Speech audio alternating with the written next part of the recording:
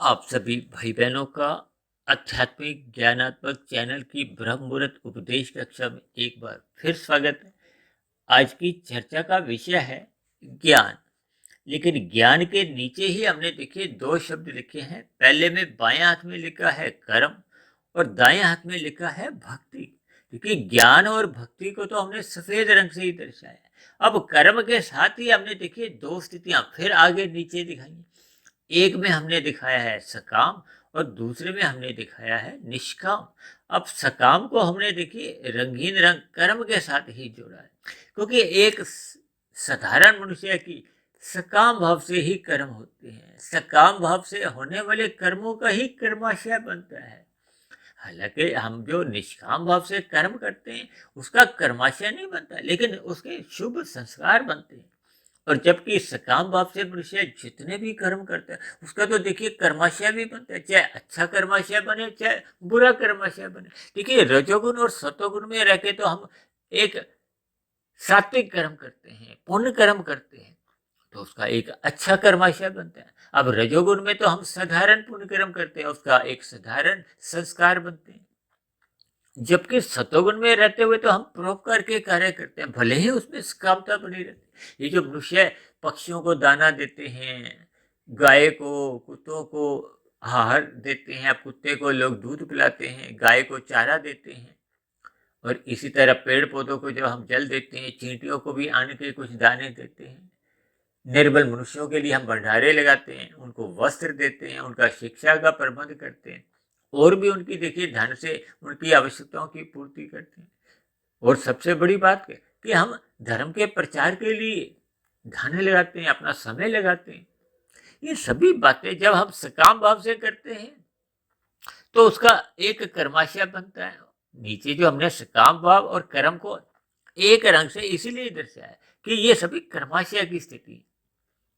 और जब जब हम इसको निष्काम भाव से करते हैं तो आप क्या हमारा देखिए उसका कर्माशय नहीं बनता, लेकिन शुभ संस्कार बनते जाते हैं। और इसी तरह हमने देखिए ज्ञान के दाएं तरफ जो भक्ति लिखा है ना, अब भक्ति में भी देखिए अलग अलग श्रेणी है, क्योंकि भगवान श्री कृष्ण ने गीता में अपने 4 प्रकार के भक्त बताए हैं।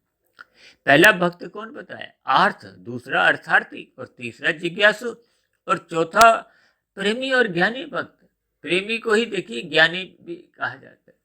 प्रेमी का अभिप्राय होता है जो परमात्मा की स्मृति उसके हमेशा ही बनी रहती है, एक क्षण के लिए भी वो परमात्मा की विस्मृति नहीं होती। ऐसे मनुष्य के जीवन में देखिए सोते जागते उठते बैठते सदा ही परमात्मा की स्मृति बनी रहती है। उसका भौतिक भोगों के प्रति एक सुई की नोक के बराबर भी कोई रुचि नहीं होती। आज की वीडियो को भी जितना आप देखिए वीडियो के चित्र पर अपनी आंखें टिकाए रखेंगे तो उतनी उतनी बात आपको बहुत जल्दी समझ में आ जाएगी। क्योंकि सबसे ऊपर हमने क्या लिखा है? ज्ञान। ज्ञान को देखिए सतोगुण से जोड़ा जाता है, सत्संग से जोड़ा जाता है, सात्विक स्थिति से जोड़ा जाता है, ब्रह्म मुहूर्त से जोड़ा जाता है, परमात्मा की स्मृति से जोड़ा जाता है, गुरु की आज्ञा अनुसार चलना होता है, शास्त्रों को पढ़ना होता है। ये सभी बातें देखिए ज्ञान के अंतर्गत ही एक मान ली जाती है। इसलिए हमने ज्ञान को आज सबसे ऊपर दिखाया। हालांकि शास्त्रों में तो देखिए प्रथम स्थिति में देखिए एक परोपकार के कार्यों को अच्छा माना गया। हालांकि क्रमबद्ध तरीके से तो देखिए पाप कर्मों से अच्छे एक राजसी कर्म माने जाते हैं, राजसी से भी अच्छे कर्म सात्विक कर्म माने जाते हैं, जो परोपकार के कर्म होते हैं, भले ही सकाम भाव से होते हैं। फिर निष्काम भाव से अच्छे कर्म माने जाते हैं, जिसको हम कर्म योग का नाम देते हैं। फिर ज्ञान योग की स्थिति आती है, फिर भक्ति योग की स्थिति आती है, क्योंकि भक्ति को शास्त्रों में अपने आप में एक योग की स्थिति कहा गया। ये जो हम पूजा पाठ करते हैं इसको देखिए एक साधारण मनुष्य भक्ति ही समझते हैं, लेकिन ये बहुत ही एक आरंभिक स्थितियां होती हैं परमात्मा से एक जुड़ने के लिए। इसको शास्त्रों में देखिए एक कर्म कांड का नाम दिया गया है। और कर्म कांड को तो देखिए हमने कहाँ लिखा है? भौतिक। भौतिक का अभिप्राय वो देखिए कर्म और सकाम यानी कि एक माया से जुड़ा है, प्रकृति से जुड़ा है। भले ही देखिए प्रकृति के 3 गुण है, तमोगुण, रजोगुण और सतोगुण। अब तमोगुण से ही 10 गुना अच्छा रजोगुण कहा गया है, और रजोगुण से 10 गुना अच्छा फिर सतोगुण कहा गया। तो इसका अभिप्राय है कि हमें अपने मिले हुए जीवन में यदि हम भौतिक कर्मकांड भी ज्ञान पूर्वक करते हैं, शास्त्रों के अनुसार करते हैं, एक कर्मबद्ध तरीके से विधि अनुसार विधि विधान द्वारा अपने कर्मों को एक दिशा देते हैं, तो फिर वो कर्म कांड गिने जाते हैं, क्योंकि कर्म कांड ही आपके हमारे जीवन में फिर धीरे धीरे परमात्मा के प्रति एक प्रीति के भाव जगाते हैं, आपका रजोगुण के प्रति एक आवश्यक वैराग्य जगाते हैं। और रजोगुण के प्रति वैराग्य जाग जाना ही एक जीवन की उपलब्धि है, क्योंकि जब तक मनुष्य प्रकृति के विषय भोगों की ओर उछल कूद करता है, अपनी सम्मुखता बनाए रखता है, तब ऐसी स्थिति विशेष में वो विषय भोग मनुष्य को परमात्मा की ओर चलने नहीं देते। भले ही रजोगुनी मनुष्य सत्संग करते हुए दिखाई देते हैं, लेकिन उनका सत्संग बेमन से होता है, उनका रुचि तो देखिए विषय भोगों में ही बनी रहती है। यानी आर्थ और अर्थार्थी ये दोनों भक्त देखिए भले ही सात्विक माने जाते हैं, लेकिन इनमें रजोगुण की प्रधानता होती है। रजोगुण की प्रधानता का अभिप्राय है कि वो देखिए जब तक कर्मकांड लोभ से या भय से करते हैं, तो फिर उसमें रजोगुण की बहुत ही अधिक प्रधानता मानी जाती है, उसमें सतोगुण लगभग नहीं के बराबर ही होता है। क्योंकि हम देखते ही हैं, देखिए कल युग में ये जो नवरात्रि के दिन आते हैं, श्राद्ध पक्ष आता है, या और भी देखिए विभिन्न प्रकार के जब पर्व आते हैं, तो एक साधारण मनुष्य का उन पर्वों में देखिए रजोगुण की प्रधानता होती है। लोग मन की स्थिति को अधिक महत्व नहीं देते। मन का अभिप्राय देखिए सूक्ष्म शरीर से लिया जाता है, और स्थूल शरीर के स्तर पर जब आपके हमारी इंद्रियां देखी चाहे वो भक्ति करती हुई दिखाई देती है, यदि मन नहीं होता यानी कि सूक्ष्म शरीर उसका हिस्सा नहीं होता। दूसरे सरल शब्दों में देखिए, जब आपके हमारे इन कर्म कांडों का सूक्ष्म शरीर यानी कि मन बुद्धि के स्तर पे भी वो हिस्सा नहीं बनता, तो फिर कार्य शरीर तो और ऊंची स्थिति मानी गई है। तो फिर कार्य शरीर में संस्कार नहीं बनते, संस्कार नहीं बनने का अभिप्राय क्या, उसके स्वभाव में कोई परिवर्तन नहीं आता। अक्सर हम कहते हैं ना, देखिए जब तक ज्ञान टिकता नहीं है, टिकने का अभिप्राय क्या है कि वो कारण शरीर में जब तक आपका स्वभाव नहीं बनता, जब तक स्वभाव नहीं बनता, यानी कि जब तक ज्ञान एक स्थायी रूप से आपके कारण शरीर में टिकता नहीं है, तब तक आपके स्वभाव में संस्कार में कोई परिवर्तन नहीं आता। और आपके हमारे जीवन के देखिए 90-95% कर्म तो बने हुए संस्कार कहो स्वभाव के वश ही होते हैं। जैसा जैसे आपके हमारे स्वभाव बना होता है, संस्कार बने होते हैं, फिर वैसे वैसे ही मन बुद्धि के स्तर पर फुरने उठते हैं, विचार आते हैं, वृत्तियां उठती हैं, फिर वैसे वैसे ही वो वृत्तियां स्थूल शरीर के स्तर पर वो फिर नए नए कर्म करवाती है। कभी कभी देखिए कारण शरीर में बुरे संस्कार बहुत ही बलशाली होते हैं, वो तूफानी वेग से आते हैं। अब तूफानी वेग से आने वाले जो बुरे संस्कार हैं, वो स्थूल शरीर की कर्मेंद्रियों द्वारा जघन्य अपराध करवा देते हैं, यानी कि वो मन में विचार तक भी रुकता नहीं है, वो कर्म हो जाता है इतने अधिक तूफानी वेग से। तूफान का अभिप्राय क्या होता है, देखिए समुद्र के आसपास के इलाकों में जब तूफान आता है, कहते हैं ना इतने किलोमीटर की हवा से पेड़ उखड़ गए, या इतना जल का स्तर इतनी रफ्तार से देखिए वो गांवों में शहरों में आ गया। तो ये सभी स्थितियों का अभिप्राय तूफान से लिया जाता है। अब तूफान आता कितनी देर के लिए, 1 घंटे का, 2 घंटे का। इसी तरह ये जो मन में जो एक तूफानी बुरे संस्कारों के जो वेग आते हैं, ये 1-2 मिनट में ही इतना बड़ा जघन्य अपराध कर जाता है कि मनुष्य के कितने ही जन्म खराब हो जाते हैं। ये मिला हुआ जीवन ही उसको जेलों में नहीं बिताना पड़ता, उसके बाद भी उसकी देखिए अधोगति की बहुत ही गहरी स्थितियां बनती हैं। अक्सर मनुष्य इन सभी स्थितियों पर सत्संग के अभाव में विचार कर नहीं पाता। ज्ञान की न्यूनता कहो, रजोगुण की एक उछल कूद कहो, और तमोगुण की प्रधानता के कारण ये सभी स्थितियां देखिए कलयुग में विशेष रूप से देखी जा रही। जबकि कलयुग की तो ये आरंभिक स्थिति है। देखिए अक्सर इन पर हम कोई विशेष चर्चा नहीं करते, क्योंकि हमारा आध्यात्मिक ज्ञानात्मक चैनल है। हम शास्त्रों की जो सैद्धांतिक बातों को ही वर्तमान आपके हमारे जीवन में जैसी जैसी परिस्थितियां बनी होती हैं, उनको हम उन सैद्धांतिक बातों से जोड़कर इसलिए समझाते हैं, ताकि आपके हमारे जीवन में एक सात्विक स्थिति मजबूत बने। जब तक सात्विक स्थिति मजबूत नहीं बनती, तब तक मनुष्य देखिए रजोगुण में या तमोगुण में ही अपना जीवन बिताता है। देखिए, जब तक रजोगुण की स्थितियां बनी रहती है, भले ही प्रकृति भी आपको दंड नहीं देती और जिस देश में आप रहते हो वहां की सरकार भी आपको एक बिना अपराध की कोई दंड नहीं देती। अब अपराध तो होते हैं देखिए तमोगुण में, जितने भी छल कपट ठगी हेरा फेरी होते हैं वो पाप कर्म अपराध कर्म माने जाते हैं। शास्त्रों में देखिए पाप कर्म कहा जाता है और कानून के उल्लंघन में निषेध कर्म को अपराध को एक ही बात है। यहाँ के अपराधों का यहाँ दंड मिलता है। अब वहां के देखिए जो किए गए पाप कर्मों से तो मनुष्य बच ही नहीं सकता। देखिए भौतिक जगत में तो कानून के हाथ भले ही बहुत लंबे होते हैं, लेकिन फिर भी कुछ मनुष्य देखिए पाप कर्म करके यानी कि अपराध कर्म करके बच भी जाते हैं। लेकिन परमात्मा की नजरों में तो ऐसे सभी किए गए पाप कर्मों का तुरंत ही एक लेखा जोखा तैयार हो जाता है। जैसे कहते हैं ना यातायात के नियमों में जब जब हम कोई उल्लंघन करते हैं निषेध कर्म करते हैं, कभी कभी आपके हमारे चालान नहीं करते क्योंकि आप और हम देखिए सदा पकड़ में नहीं आते, लेकिन परमात्मा की नजर में तो हम उसी क्षण ही जब जब हम देखिए लाल बत्ती भी एक जंप करते हैं क्रॉस कर जाते हैं पार कर जाते हैं उल्लंघन कर जाते हैं, तो आपका मतलब परमात्मा की नजरों में तो उसी क्षण चालान कट जाता है। वो चालान आपको हमें मिलते मिलते समय लगता है। तो इन सभी स्थितियों से हमें अपने जीवन की स्थिति को समझना होगा।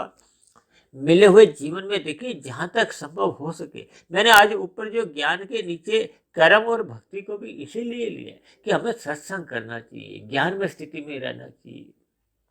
और ज्ञान तभी टिक पाता है जब हम अपना रजोगुण और तमोगुण ये जो दो स्थिति है देखिए तमोगुण आपके हमारे एक किए गए सत्संग को समाप्त कर देता और व्यवहार में तो देखिए तामसिक मनुष्य सत्संग करते ही नहीं है, उसके जीवन में अज्ञानता बनी रहती। जबकि रजोगुणी मनुष्य सत्संग करता हुआ दिखाई देता है क्योंकि सात्विक स्थिति कमजोर होती है, बेमन से सत्संग होता है, इसलिए वो सत्संग के संस्कार बन नहीं पाते। इसलिए हम बार बार कहते हैं कि ब्रह्म मुहूर्त में उठ, क्योंकि ब्रह्म मुहूर्त में उठने मात्र से वो सतोगुण की एक शुद्धतम अवस्था होती है। जब मनुष्य देखिए ब्रह्म मुहूर्त में उठने का अपना एक संस्कार बना लेता है, स्वभाव जगा लेता है, तब ऐसी स्थिति विशेष में उसकी सात्विक स्थिति मजबूत होने लगती है। जब जब सात्विक स्थिति मजबूत होने लगती है तो सर्वप्रथम वो मनुष्य देखिए पाप कर्मों से बच जाता है।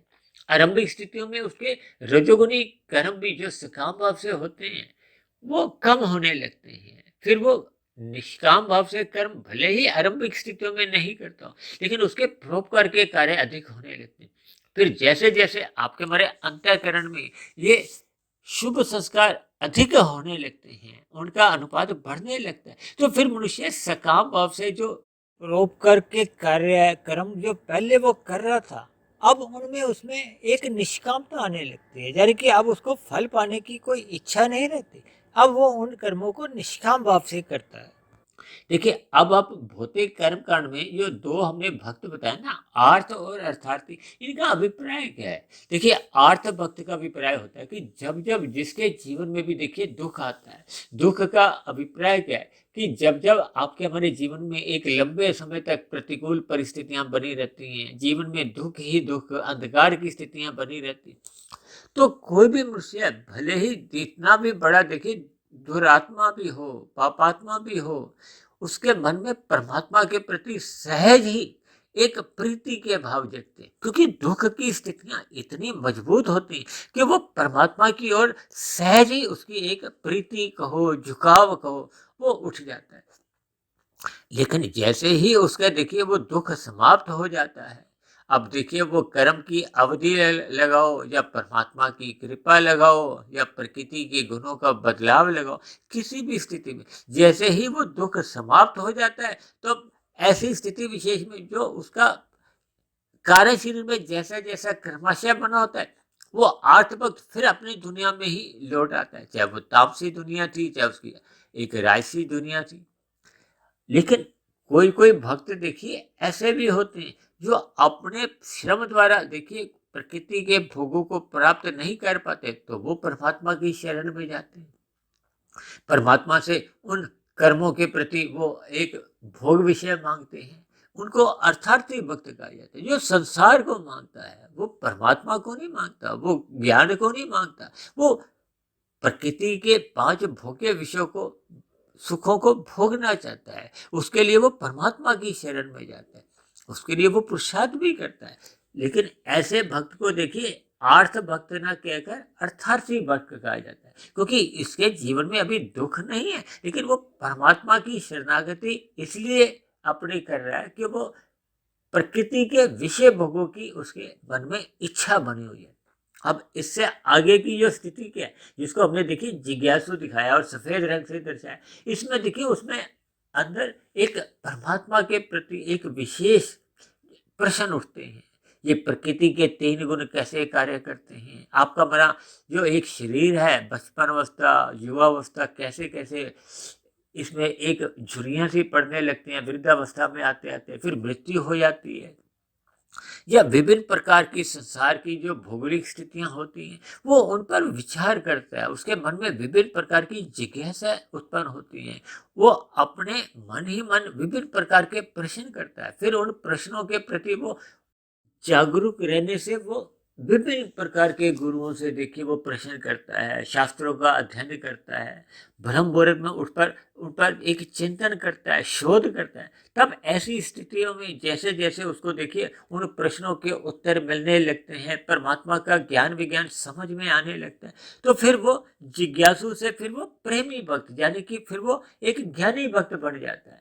अब उसकी परमात्मा से एक सहज ही प्रीति होने लगती है, अब वो प्रकृति के विषय भोगों में उसकी रुचि बिल्कुल समाप्त हो जाती है, यानी कि अब उसकी दिनचर्या में होने वाले जो कर्म है वो सदा ही एक निष्काम भाव से होते हैं। निष्काम भाव से कर्म का अभिप्राय अपने कर्तव्य कर्मों को ईमानदारी से निभाने से भी आप ले सकते हो, यानी कि जब मनुष्य के जीवन में परमात्मा ही परमात्मा एक सर्वोपरि स्थिति में आ जाते हैं, तब ऐसी स्थिति विशेष में उसका रजोगुण मर्यादा में रहता है, और ब्रह्म मुहूर्त में उठने का तो उसका फिर वो एक सहज ही स्वभाव बन जाता है। वो ब्रह्म मुहूर्त में कभी भी किसी भी प्रतिकूल से प्रतिकूल परिस्थितियों में भी वो नींद नहीं लेता, वो उठ जाता है। ये सभी स्थितियां देखिए हमारे आपके जीवन में तभी बन पाती हैं जब हम जिज्ञासु से आगे फिर प्रेमी भक्त की और ज्ञानी भक्त की दिशा की ओर चलने लगते हैं। तो ऐसी सभी शुभ स्थितियां हम सभी भाई बहनों के जीवन में आने से ये भक्ति की स्थितियां बनती हैं। भक्ति की स्थितियां मजबूत होते होते फिर कार्यशील में जितने भी भोग विषयों के संस्कार होते हैं, अज्ञानता के संस्कार होते हैं, वो बहुत तेजी से जलने लगते हैं, जिसको कहते हैं ना दग्ध बीज होने लगते हैं। जब बीज ही जलने लगता है तब ऐसी स्थिति विशेष में उसका कोई भी प्रभाव मन बुद्धि के स्तर पर नहीं होता, यानी कि मन बुद्धि भी फिर वो सात्विक स्थिति में रहते हैं, विवेक शक्ति जगी रहती है। ऐसी स्थितियां बनने से फिर परमात्मा से सहज ही प्रीति के भाव बने रहते हैं। अब ऐसे भक्तों की देखिए वर्तमान मिले हुए जीवन में मायातीत की स्थिति यदि बन जाती है तो ठीक, नहीं भी बन पाती तो फिर वो उसी आध्यात्मिक उन्नति की दिशा की ओर ही एक जागरूक बने रहते हैं। तब ऐसी स्थिति विशेष में उनको फिर अगला जन्म मनुष्य योनि के ही मिलता है, वैसे ही संस्कारी माता पिता मिलते हैं, और परमात्मा की प्रेरणा से उस जीवन विशेष में भी उसको देखिए गुरुजनों का संग मिलता है, जहाँ उसकी बची खुची जो एक साधना होती है वो फिर एक गति पकड़ते पकड़ते एक ऐसी स्थिति बनती है जब वो उस जन्म में फिर वो मायातीत की स्थिति को प्राप्त हो जाता है। अन्यथा आपकी हमारी जो आध्यात्मिक उन्नति है वो निरंतर आगे बढ़ती जाती है। तो ये सभी स्थितियां मैंने देखी आज एक कर्मबद्ध तरीके से आपको समझाने का परमात्मा के प्रेरणा से एक कुछ ऐसी स्थितियां रखी हैं कि हमें ये सभी स्थितियां कर्मबद्ध तरीके से समझ में आ जाए, प्रकृति के 3 गुणों का भी हमें अर्थ समझ में आ जाए, आपके हमारे जीवन का उद्देश्य भी समझ में आ जाए, आपकी हमारी दिनचर्या भी सात्विक बनने लगे। ये सभी स्थितियां जब आपके हमारे जीवन में एक कर्मबद्ध तरीके से बनने लगती हैं, तब ऐसी स्थिति विशेष में सहज ही आपकी हमारी आध्यात्मिक उन्नति एक दिशा पकड़ लेती है, उसमें धीरे धीरे एक गति आने लगती है। तो ऐसी सभी शुभ स्थितियां आप सभी भाई बहनों के जीवन में भी आए। इन्हीं शुभ कामनाओं के साथ आज की चर्चा विशेष को अब हम यहीं विश्राम देते हैं। शाम को फिर मिलते हैं संध्या बेला ज्ञान कक्षा में। तब तक आप अपने आध्यात्मिक मित्र सुधीर भाटिया फकीर को इजाजत दें।